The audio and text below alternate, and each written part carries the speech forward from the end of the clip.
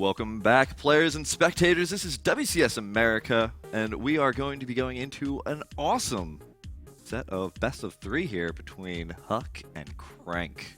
Oh man, two great players, both Protoss. That's my favorite race, I have to admit it, of course. This is going to be an excellent match, of course.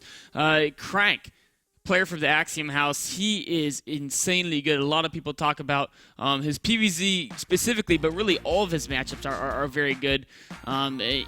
He's one of those guys who he's played very, very well in a lot of different smaller events, but as far as the major league tournament goes, he really hasn't been having quite as much success as some of the other top Korean players, or even as Huck. I mean, he plays fairly highly in Lone Star, but beyond that, it's mostly been in the smaller events. So for a guy who's as good as Crank, he's got to be extremely hungry for a big win here, and WCS America is kind of his biggest opportunity right now to get that big win. Well, it's great that he's got to be hungry, because apparently he's the best cook in Axiom Team House.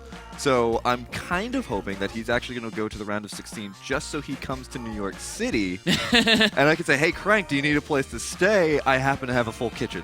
There you go. There you go. Maybe you can also sleeps with a stuffed animal. The cute little things here. Yeah. So, of course, his opponent is going to be Huck. And talking about someone who's won a lot of Premier League events, Huck has. Throughout pretty much the first 2 years of Starcraft 2, this guy was like one of the guys everyone talked about. We're going to talk about a guy who's winning all the tournaments, who's not on one of those top Korean teams. So, I mean, and he was beating top Koreans in a lot of these big events, especially Orlando. He took out several Koreans in that road, and the Winter Arena as well as Winter Championships. Extremely high-placing player who's been very, very successful. But since that Winter Championship of last year, that's been about a year ago, he hasn't quite had any top finishes since then. Well, I mean, I'm really scared for his PvP, but he had this to say about the match today. I'm just excited to get started. My chances of advancing are good if my condition on the day is good, health-wise. If not, I might lose. So, you know, hopefully he's feeling healthy. His PvP, I saw it at DreamHack, was astounding. He took out Grubby 2-0, and it wasn't even much of a competition between the two players. So this is going to be a PvP, and after this, he could be going into a ZVP. But either way, he's starting off with a PvP, which is his best matchup. So I think Huck might actually be doing pretty well. And as long as he gets the ball rolling, I mean, I know Huck is one of the people who sometimes when he loses, he gets very down on himself and can kind of falter. But if he wins here and wins the next one, then I'm not going to be surprised if Huck gets out of this group. I wouldn't be surprised at all. His PvP is absolutely stellar. The last Winter Championships in 2012, he got 4th place by knocking out, I think it was 3 or 4 of the world's best Korean Protosses in a row, pretty much back-to-back. Definitely his strongest matchup. And in the group here, where we have Crank, Capoch, and Sen, that's a 3 Protoss group and only single Zerg. So exactly. So he's got a 60% win rate against the other 3 people in the group. I think Huck I'm hoping for him. I'm praying for him. Even though he's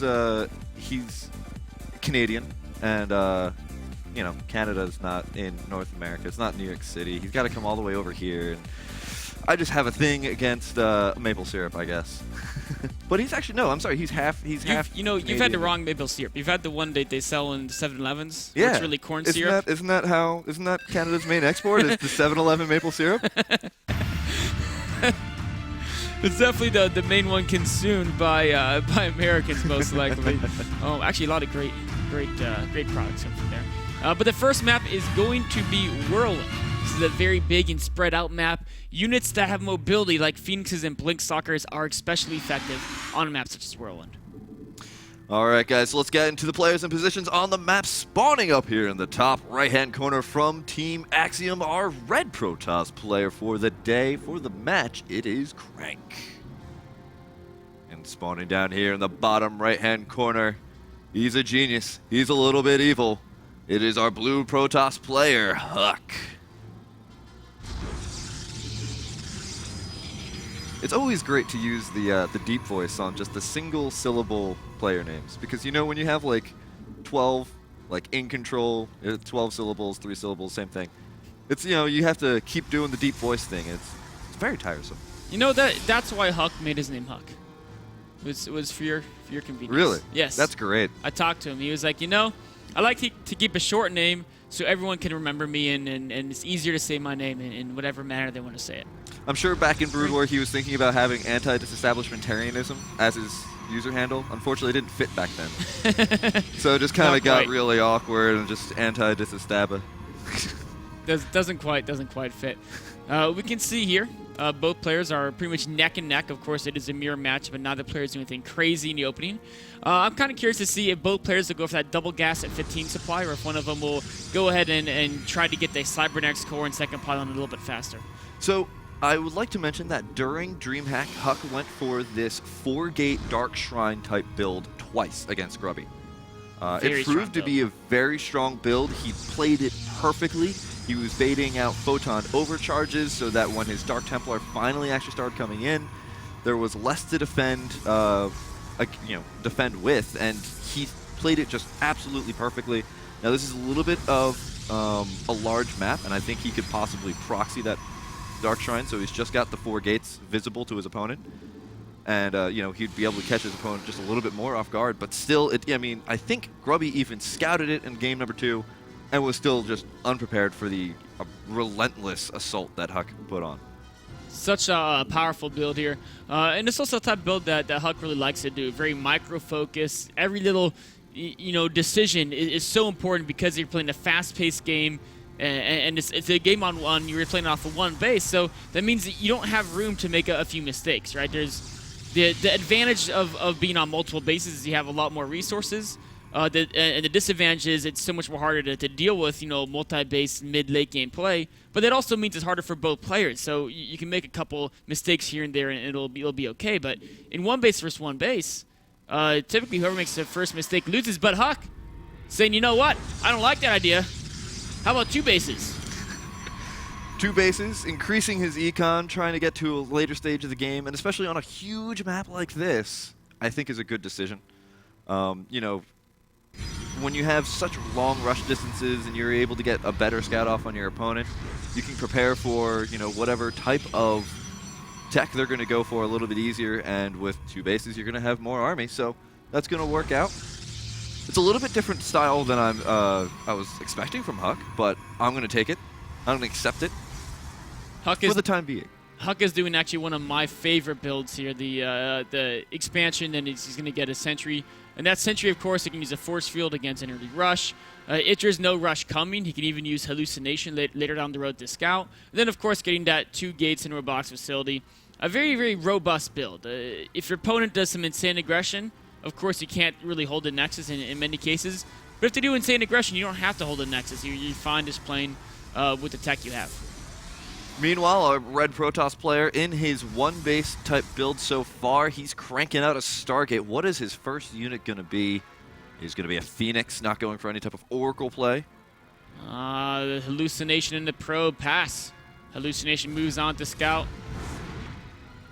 Huck is actually moving his units back because he's aware that there could be a potential Oracle ploy later on in the situation. We're once a map that actually has seen proxy Oracles used a decent amount of the time. So Huck making sure that he has his units back there in case there's a possibility. Now put him between the bases, holding the ramp, adding more and more gateways, so he's going to have a lot of production. Huck putting a proxy pylon inside Crank's natural.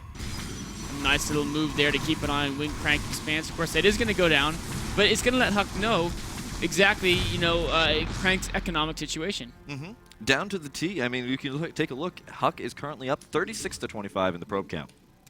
A nice advantage there from that faster expansion and from just playing for that 2-base situation from the start.